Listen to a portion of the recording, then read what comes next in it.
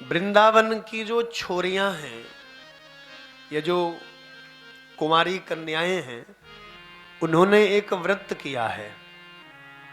कौन सा व्रत किया? कात्यायनी मां का। ध्यान दीजिएगा, ये मार्गशीर्ष का महीना है, सावधान।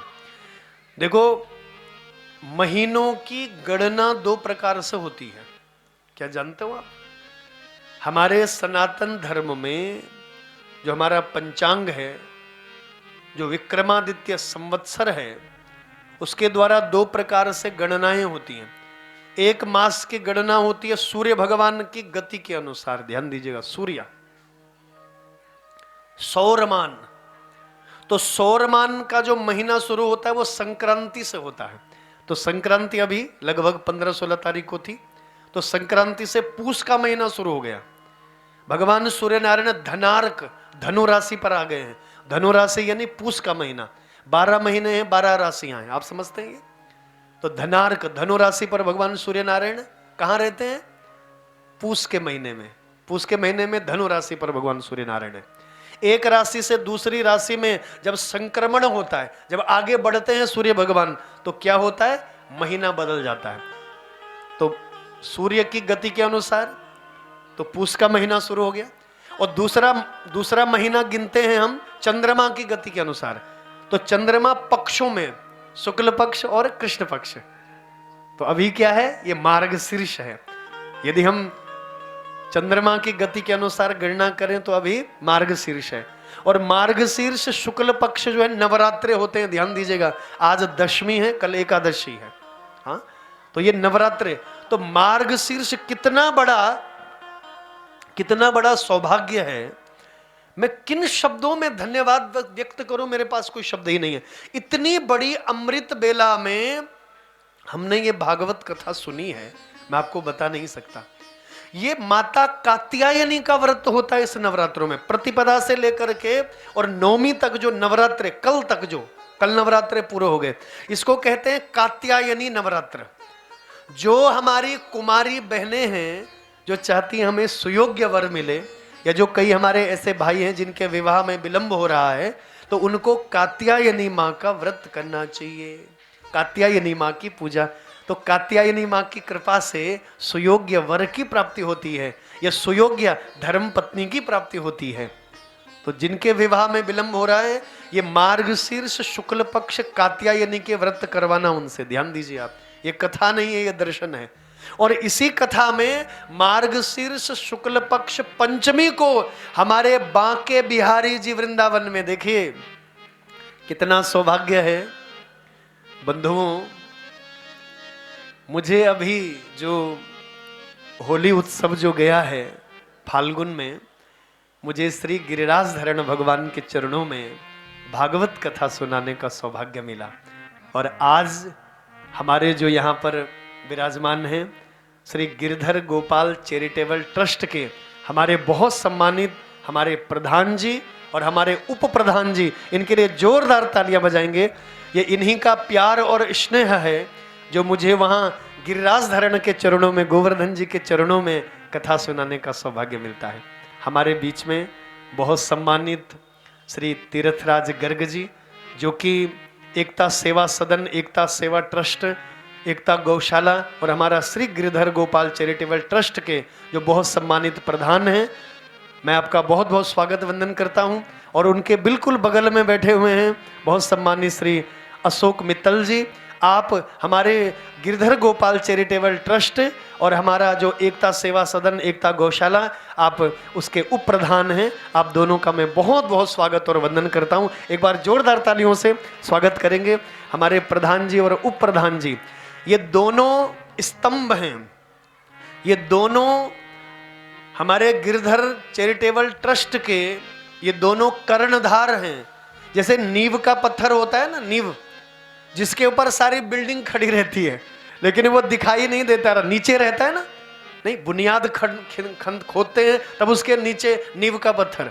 तो हमारा जो गिरधर गोपाल चैरिटेबल ट्रस्ट है, एकता सेवा जो हमारा सदन है, ट्रस्ट है, और हमारे एकता गौशाला के बहुत सम्मानित प्रधान और उप प्रधान, आप क्या हैं? आप उसके कर्णधार हैं।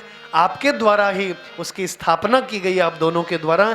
और आप इतने कर्मठ हैं, आप इतने ऊर्जावान हैं।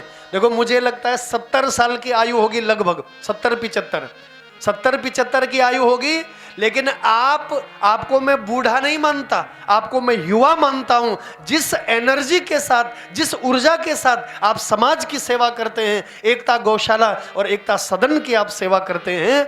एक छोटा बच्चा जो युवा होता है, मैं आपको कहना चाहता हूं इस मंच से कि युवा कोई 18 साल का बच्चा नहीं होता। युवा कहते हैं जिसके अंदर एक नई उमंग है, एक नई तरंग है, एक नई ऊर्जा है, जिसके अंदर कुछ करने की इच्छा है, उसको कहते हैं युवा। अब वो चाहे 18 साल का लड़का हो या 80 साल का बूढ़ा हो, वो युवा होता है। जिसके अंदर कुछ करने की इच्छा है, कर्म करने की शक्ति जिसके अंदर है, वो युवा होता है। कई बच्चे तुमने देखा जिनकी उमंग मर गई, जिनके अंदर कुछ करने की इच्छा नहीं है, वो बूढ़े हो गए हैं। यद्यपि वो 18 साल के हैं, पर 18 साल में ही बूढ़े हो गए। लेकिन कई ऐसे रहते हैं बुजुर्ग 80 साल के रहते हैं, लेकिन उनके अंदर की ऊर्जा, उनकी उमंग और तरंग वो 18 साल के बच्चे के बराबर है।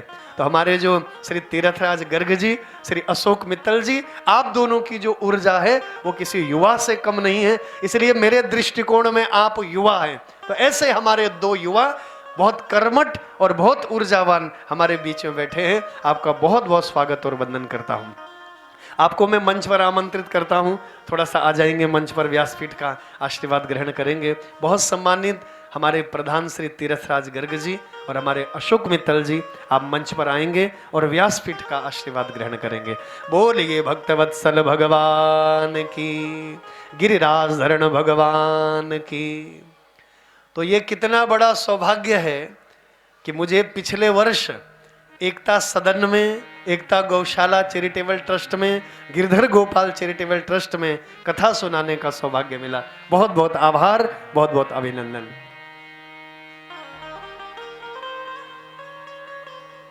बोली बांके बिहारी लाल की जय, कृष्ण कन्हैया लाल की जय।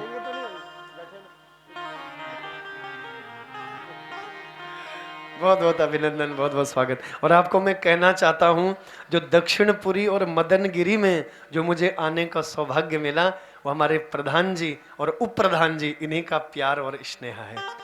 मैंने आपको बताया, एक दिन आपको याद होगा कि आज से लगभग 15 से 20 वर्ष पूर्व मुझे गोवर्धन जी में कथा सुनाने का सौभाग्य मिला था, मेरे परम पूज्य गुरुदेव और मुझे।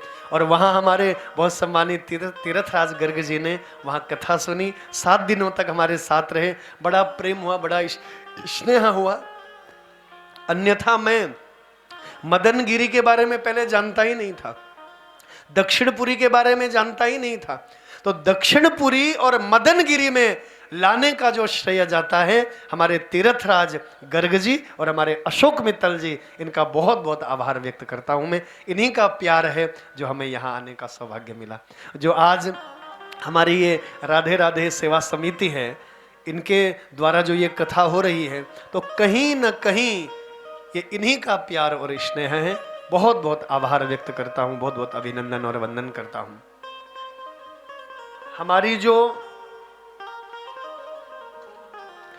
हमारा जो श्री राधे राधे सेवा समिति है, मैं किन शब्दों में धन्यवाद व्यक्त करूं, मेरे पास कोई शब्द ही नहीं है। ये जो हमारे बड़े ही कर्मठ और ऊर्जावान हमारे जो चाहे पदाधिकारी हैं या हमारे कार्यकर्ता हैं, हमारे सदस्य हैं, इनका बहुत बहुत धन्यवाद व्यक्त करता हूं मैं बहुत आभार व्यक्त करता हूं।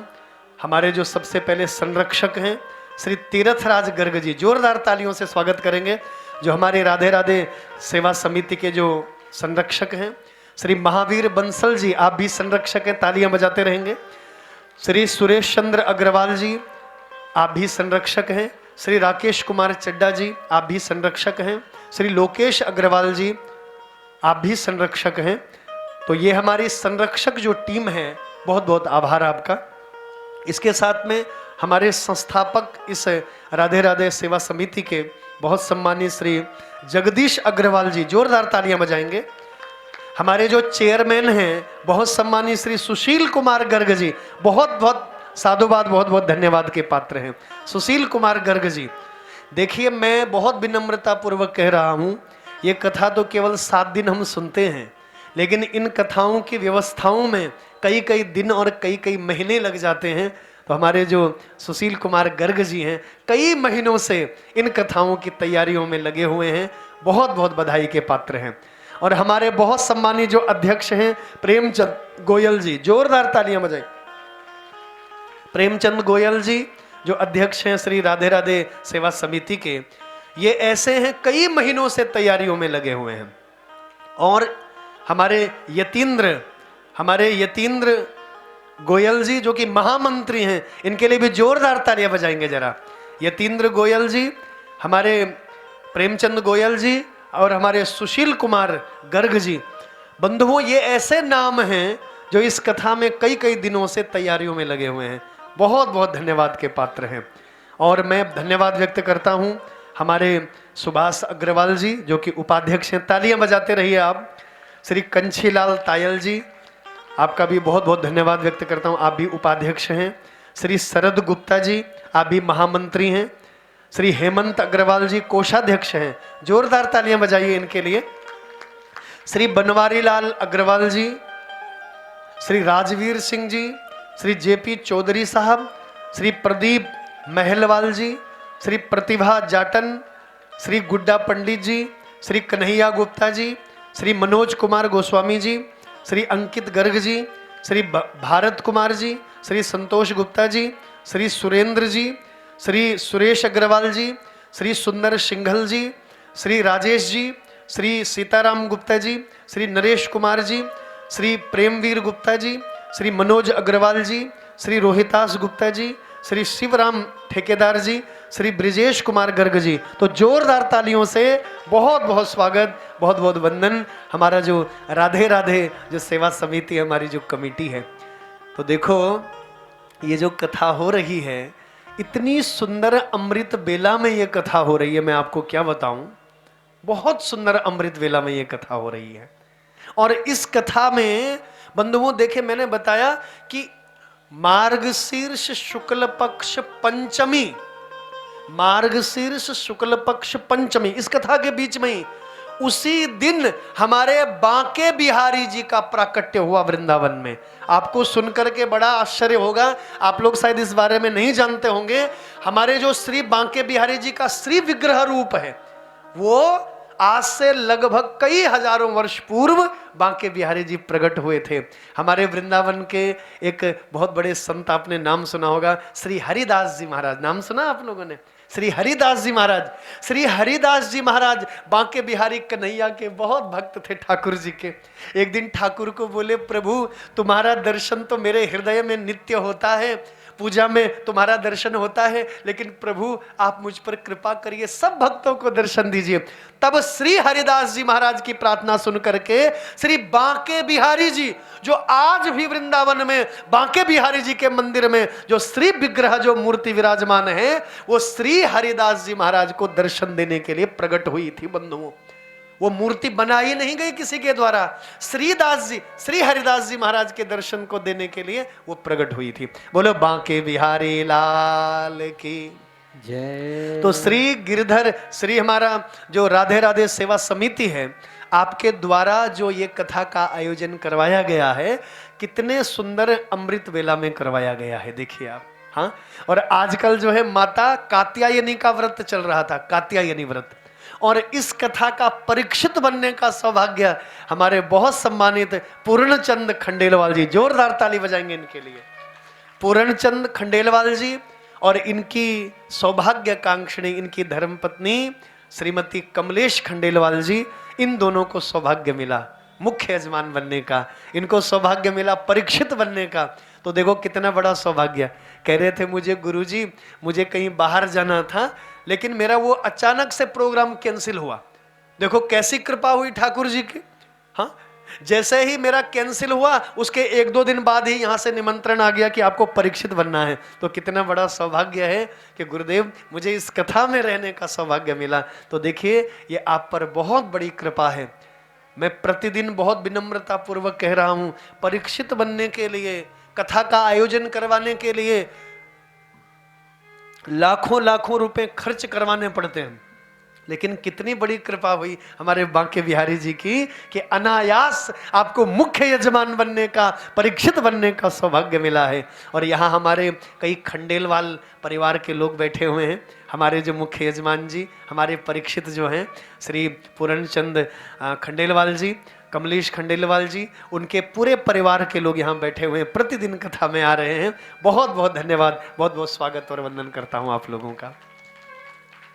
तो ऐसी अमृत वेला में ये दिव्य कथा हो रही है। आहा, तो मैं किन शब्दों में धन्यवाद व्यक्त करूं श्री राधे राधे सेवा कमेटी का, मेरे पास कोई शब्द ही नहीं है। बहुत बहुत धन्यवाद के पात्र हैं।